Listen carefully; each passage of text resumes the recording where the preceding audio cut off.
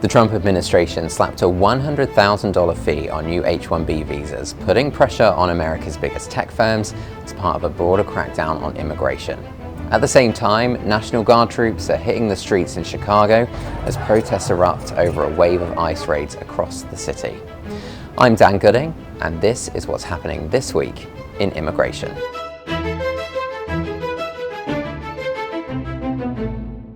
A bipartisan group of US senators are moving to tighten the rules around hiring foreign workers. We'll get to that in a moment, but it comes after the White House introduced a huge new fee on the H-1B visa. On September 19th, President Donald Trump signed a proclamation requiring employers to pay a $100,000 fee for each new H-1B petition. Existing H-1B holders, renewals and amendments are, however, not subjected to the new fee, and there is a provision for further exemptions. It should be noted that attorneys are reporting that there's no obvious way to pay the new fee just yet. This rule is scheduled to remain in place for 12 months unless extended.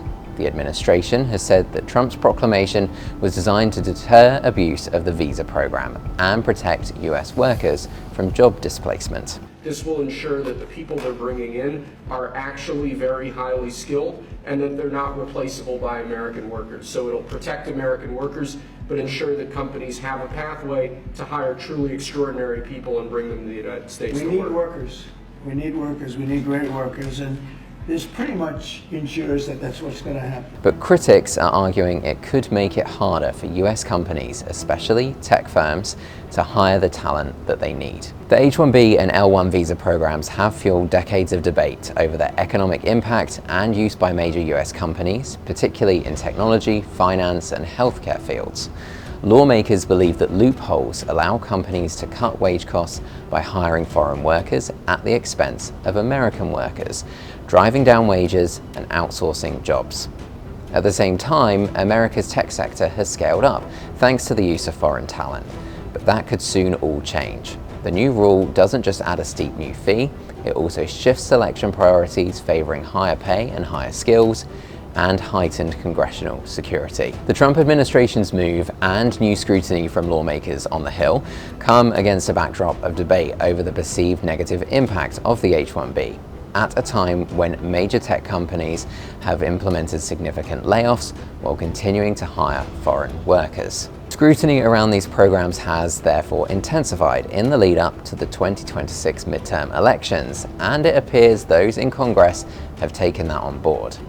This week, Republican Senator Chuck Grassley and Democratic Senator Dick Durbin reintroduced a bill from 2007 that forces companies to post potential H-1B openings on a Department of Labor website, giving American citizens and laid-off H-1B visa holders the opportunity to apply. Again, applicants with higher levels of education and experience would be prioritized.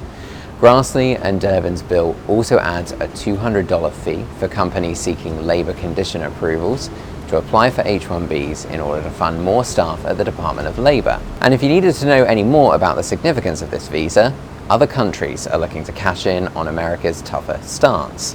In the UK, Chancellor Rachel Reeves announced that she wants to double the number of high-skilled foreign work visas to 18,000.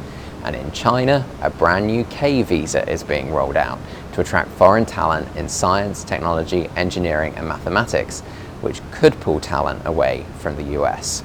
In short, if the US makes it harder to come here, competitors abroad are ready to open their doors.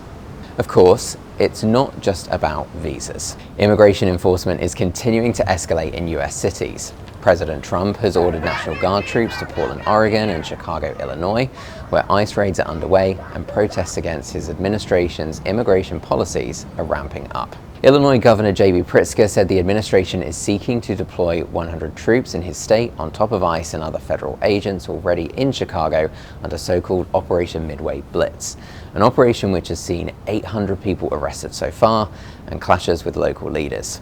Pritzker said that none of what Trump is doing is making Illinois safer. Instead, it is putting our people in danger. This is an attack on neighborhoods, on lawful residents, on U.S. citizens. That's not preventing crime, as Donald Trump claims. That's threatening public safety.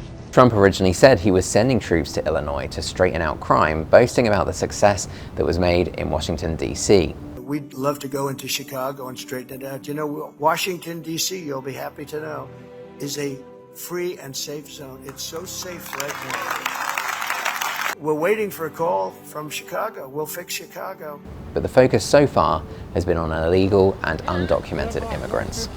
Pritzker isn't the only one pushing back on the federal government's actions, with local leaders in Broadview, the site of ICE's base there, starting 3 criminal investigations into federal agent actions at protests outside a processing center. So after months of focusing on delivering mass deportations, Trump is now tightening the legal immigration system, promising to put American workers first and creating new hurdles for foreign talent. But the crackdown on illegal immigration hasn't slowed.